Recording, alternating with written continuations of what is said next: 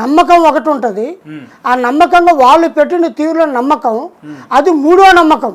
అంటే ఈ ఇంతమంది గురువులు చేయలే, ఈయన ఫోన్పేలో దాంట్లో ఫేస్బుక్లో పెట్టాడు. ఈ పెట్టిన మనిషి నెంబర్కి ఫోన్ చేస్తే ఇది అవుతుందా, చేస్తాడా అంటే మనిషికి చిన్న ఒక ఆశ.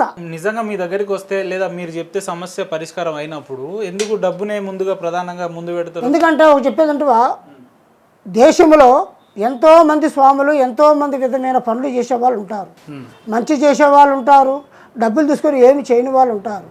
అన్నిటికీ మనసు కారణం ఏమిరా అంటే ముఖ్యంగా ఒక నమ్మకం, ఒక శక్తి పవర్ మనిషిలో ఉంటేనే ఈ పని చేయాలి. ఒక మనిషి దగ్గర శక్తి పవర్ లేనప్పుడు ఇవన్నీ పెట్టి చేయకూడదు. ఎందుకంటే ఇది మాకు తాతల ముత్తాతల నుంచి ఉన్న విద్య కాబట్టి మేము చేసే ప్రతి ఒక్క పనిలో 100% పని అవుతుంది, అందులో డౌట్ లేదు, దాంట్లో డౌట్ లేదు. నమ్మకం, ఎందుకంటే ఇప్పుడు నమ్మకం అనేది మనిషికి లైఫ్లో ఒక్కసారి ఉంటుంది. ఒక మనిషి మీద ఆ నమ్మకం పోయిందనుకో, స్వామి దగ్గర పోయినా పనిగా ఏం కాదు, ఎందుకు ఆ స్వామి దగ్గర పోతారు, అలాంటి మాటలు నేను 100 మంది చెప్పారు నాకు. దయ్యాలు భూతాలు దేవుళ్ళు ఉన్నారంటే నమ్ముతారా మీరు? ఉంది. దయ్యాలు ఉన్నాయా? దెయ్యాలు ఎందుకులో, దెయ్యాలు భూతాలు మనిషిని పండుగొనిస్తాయా, నిలబడిస్తాయా, కూర్చొనిస్తాయా, మనిషి ఆత్మ లోపలికి, మనిషి శరీరం లోపలికి ఆత్మ వెళ్ళి పిచ్చి పిచ్చికి చేసేస్తుంది. పండుగంటే కళలు, పేడ కళలు, ఒంటి మీద ఉన్న రూపం, అది ఆడదా మగదా పిల్లదా తెలవదు. శ్మశానంలో వెరికి అరుస్తుంటాయి, ఓ ఓ ఓ అని అరుస్తుంటాయి.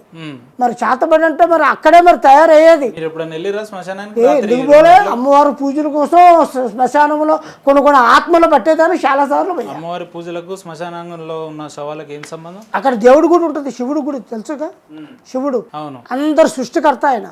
ఆ శివుడు లింగహారం ఉంటుంది అక్కడ. ఓం శ్రీ కట్టమైసమ్మ తల్లికి శివునికి ఏం సంబంధం? శివుడు కంటే ఆ రూపాలు, ఇది ఆడజాతి అది మగజాతి. ఇప్పుడు మగజాతులను మగోళ్ళంతా ఒక తీరు, ఆడోళ్ళంతా ఒక తీరు ఎందుకుంటున్నారు? ఆడపిల్ల ఆడపిల్ల అంటారు, మగోళ్ళే అంటారు. కానీ మగోడుకున్న శక్తి, ఆయనకున్న పవర్ ఆయనది, అమ్మకున్న పవర్ అమ్మది. అమ్మది శక్తివంతంగా ఉంటుంది. ఆయన సృష్టికర్త. రాసిన బ్రహ్మ ఇది రాత రాస్తే ఆ రాతల గీతల్లో మానవులు పుట్టిన మన జన్మ. కోయదొర రాజులు అని అంటారు కదా మిమ్మల్ని. కోయదొరల్లో ఎన్ని రకాల మనుషులు ఉంటారు? కోయదొరలో 2 రకాలు ఉంటారు. కోయరాజు వేరు, కొండరాజు వేరు. కొండరాజు వచ్చి కొండల్లో ఉంటారు, కోయరాజులు వచ్చి పూజల్లో ఉంటారు. నేను చేసేది కోయదొర పూజలు, అమ్మవారు సమ్మక్క సారక్క పూజలు. అమ్మవారి అనుగ్రహం, మేడారం సమ్మక్క సారక్క అంటే కోయదొరలకి ఊరది, మా ప్రత్యేకత అది అక్కడ. కానీ మేము అమ్మవారి సంకల్పం బిడ్డలం కాబట్టి మాకు అమ్మవారు గురువులు నేర్పిన విద్య, గురువులు నేర్పిన సాధనతో మేము పొంది నేర్చుకున్న వాళ్ళం. కానీ ఎటువంటి ఇబ్బందులతో వచ్చిన వాళ్ళకి పరిహారం చేసి, పరిశ్రమ వాళ్ళకి ఉన్న ప్రాబ్లాన్ని తీసేసి మంచిగా చేసి, అమ్మ ఇట్టు ఉండాలి ఇది ఉండాలని అంతరాలు తాయితలు పూజ చేసి పునస్కారాలు అవన్నీ ఇచ్చి పంపిస్తుంటారు. పెట్టుకున్న తర్వాత దాని ప్రభావంతో వాళ్ళు హ్యాపీగా ఉంటారు. దాని ప్రభావంతో వాళ్ళు హ్యాపీగా ఉంటారా, లేదంటే వాటితో వచ్చిన డబ్బులతో మీరు హ్యాపీగా ఉంటారు? వాళ్ళు ఇచ్చే డబ్బులు ముఖ్యం కాదు కదా. ఇప్పుడు మనం చేసి ఇచ్చేది మన గొప్పతనం. వాళ్ళు ఇచ్చే డబ్బుది, ఇప్పుడు ఈ నిమ్మకాయ కొనాలన్నా 2 రూపాయలు, ఆ 2 రూపాయలు ఉంటే నిమ్మకాయ వస్తుంది. మరి ఆ నిమ్మకాయ కొనే పరిస్థితుల్లో లేడా మనిషి, లేనప్పుడు ఏం చేస్తాం? ఉన్నోడు మనోడే, లేనోడు మనోడే అని చేసి పంపిస్తాం. అట్లా అన్ని డబ్బుతోనే పరిష్కారం చేయకూడదు, దాంతో చేయని కూడా కొన్ని ఉన్నాయి. మీరు పూజలు హోమాలు యాగాలు లాంటివి చేస్తుంటారు? మేము చేస్తుంటాం. మేము అంతా చెప్తుగా 18 శక్తి పీఠాలలో చేస్తుంటాం.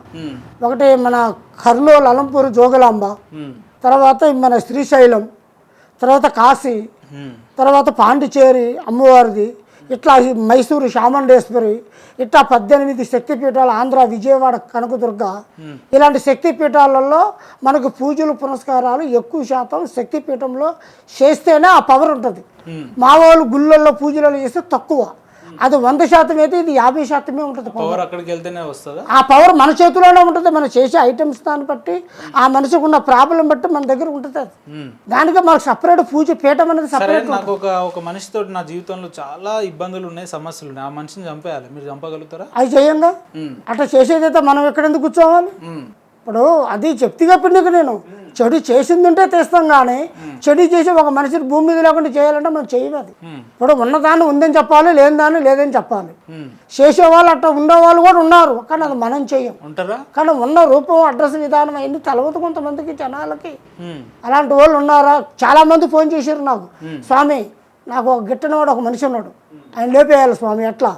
నాయన మన వల్ల కాదు బాబు, మనం చెయ్యం అదొక్కటే కాదు మీ వల్ల ఏం కాదని అనిపిస్తుంది నాకు. మనం చెయ్యమది అదొకటి. ఎందుకంటే అవతల వాళ్ళకి మనుషులకి చెడు చెయ్యరాదు. ఏదైనా చెడు చేసింది ఉంటే తీసేస్తా, కానీ మనమైతే చెడు చెయ్యం. చెడు ప్రాబ్లం చేసింది ఏమన్నా ఉంటే దాన్ని తీసేస్తుంది, అంతవరకే మన పని. ఓం శ్రీ కట్టమైసమ్మ తల్లి అనుగ్రహం అని అన్నారు కదా, అసలు ఇది ఎవరు ఈ కట్టమైసమ్మ తల్లి, ఎక్కడ అసలు ఎట్లా వెలిసింది, ఏంది కట్టమైసమ్మ అనేది హైదరాబాదులో కట్టమైసమ్మ అనేది ఒక శక్తివంతమైన తల్లి. ఆమె శక్తివంత అమ్మవారు ఓం శ్రీ కట్టమైసమ్మ అంటే ఈమెకి మైసమ్మ అన్న రూపాలు 5 రూపాలు ఉన్నాయి. మైసమ్మ వేరు, బంగారు మైసమ్మ వేరు, కట్ట మైసమ్మ వేరు, మైసమ్మ వేరు, శక్తివంతం అన్నది వేరు. ఈ 5 శక్తులలో ఇది కట్ట మైసమ్మ అనుగ్రహం. చెరువు కట్ట అయితే మనకి పెద్ద పెద్ద విధానంలో హైదరాబాదులో ఎక్కడైతే మనకి చెరువు కట్ట పెద్ద కట్ట ఉంటుందో ఆ కట్టమ్మటే ఉంటుంది ఆ కట్ట మైసమ్మ. ఆ కట్ట మైసమ్మ అనుగ్రహం చాలా గొప్పది, చాలా శక్తివంతమైనది. చాలామంది బిడ్డల్ని, చాలామంది ఆరోగ్య సమస్యగా ఉన్న వాళ్ళని, చాలామందిని కాపాడుతుంది ఆ తల్లి. ఆ తల్లి అనుగ్రహంలో ప్రతి ఒక్క పూజా విధానం చేసి పంపిస్తుంటా. మీరు మాంసాహారం తీసుకుంటారా? మేమంతా కోయరాజులంగా మాకు ఉంటుంది మాంసాహారం. అంటే తాతల కాలం జంకలు దుప్పులు అవన్నీ ఇంత కాలం నుంచి ఉన్నదా. మందు అవుతారా? మందు అలవాటు ఉంటుంది మాకు. ఎందుకు కట్టమైసమ్మ, ఎల్లమ్మ, పోలేరమ్మ అని అంటే మనం మందు దార పోస్తాం కదా, పోస్తారు. కానీ మనం అంతా అవన్నీ పొయ్యం అట్లా. ఎందుకంటే అమ్మవారికి పోస్తారు, కానీ మనం తీసుకోము ఎక్కువ. ఎందుకంటే మనకు కావాల్సింది పూజా పునస్కారం. ఒక మేకపోతు కోసిన, ఒక కోడి కోసిన తల్లికి ముందు ఆహారం ఇచ్చినాక తన పని తను చేసుకుంటుంది. ఆ రక్తం తీసుకుంటాం, ఆ రక్తంతో అమ్మగారికి అభిషేకం చేస్తాం. చేస్తే అమ్మవారు అప్పుడు మంచి పూనకంతో ఉంటుంది అమ్మ. ఆ పూనకంతో ఉన్నప్పుడు అమ్మవారు ఏంటమ్మా అని అడిగినప్పుడు ఆ తల్లి చెప్పేస్తుంది మాకు డైరెక్ట్గా. తల్లి మీతో మాట్లాడుతుంది అమ్మవారితో డైరెక్ట్గా మాట్లాడి చెప్తుంది. ఆ చెప్పిన విధానంగా ఆ జనాలకు చేసేస్తుంది. కట్టమైసమ్మ తల్లి మీతో మాట్లాడుతుంది. మీరు మాట్లాడతారు? నేను మాట్లాడతా.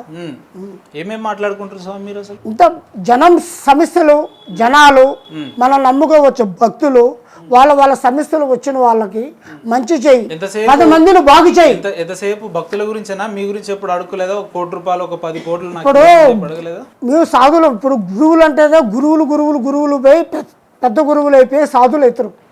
ఇప్పుడు సాధులు ఎలా ఉంటారు అంటే ఉన్నగాడికి తినేది కొంత.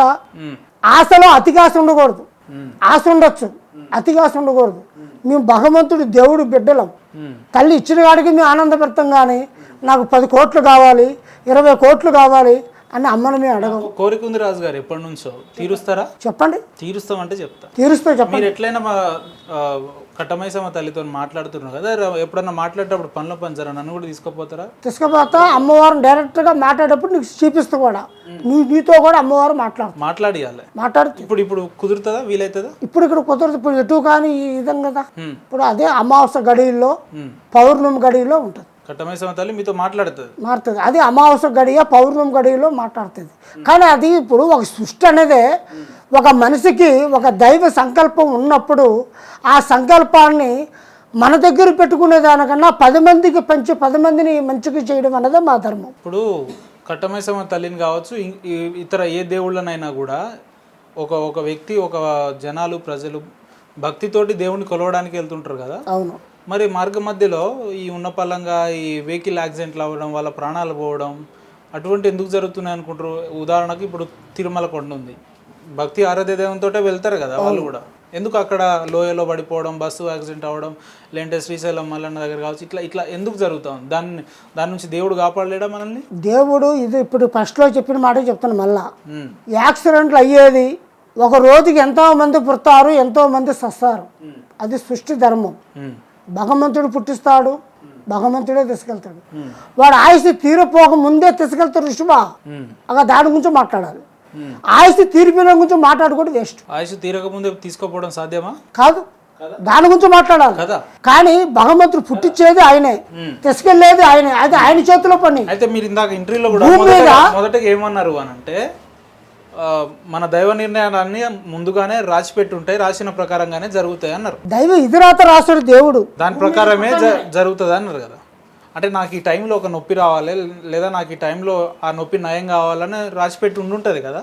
మరి అలాంటప్పుడు మిమ్మల్ని కలవాల్సిన అవసరం నాకేముంటుంది, ప్రజలకు ఏముంటుంది? ఎందుకంటే ఇప్పుడు మీతో ఏమవుతుంది? దెబ్బ దెబ్బ తగిలితే ఒక దిక్కు నొప్పి, ఉమ్, దెబ్బ తగిలిందే నొప్పి లేసిందే అనిపిస్తుంది. ఆ నొప్పి తగిలినప్పుడు ఉండదు, ఆ రోజు ఉండదు, తెల్లారించకపడుతుంది. అట్లాగే ఇది కూడా ఎట్లంటే ఇప్పుడు మన దేశంలో సొసైటీలో మనకు ఉన్న విధానం అన్ని విధాలుగా చూస్తే 3 మతాలు ఉన్నాయి. హిందూ, ఉమ్, యేసు ప్రభు, ఉమ్, ముస్లిమ్స్. ఈ 3 మతాలే వేరు, ఉమ్, ప్రాణమంతా ఒకటే. ఉమ్, వాళ్ళు మనం కలిసిమెలిసి తిరుగుతాం, మాట్లాడతాం, పోతాం, వస్తాం, ఎవరికైనా సమస్యలు ఉంటాయి. మతాలే వేరు కానీ ప్రాణమంతా ఒకటే, కానీ ఎవరి విధానం వాడిది. ఇప్పుడు మనకి హిందూ పరంగా మనం 100 దేవుళ్ళకి పూజలు చేస్తాం, అవును, కానీ వాళ్ళు మన దేవుళ్ళకి చేయరు.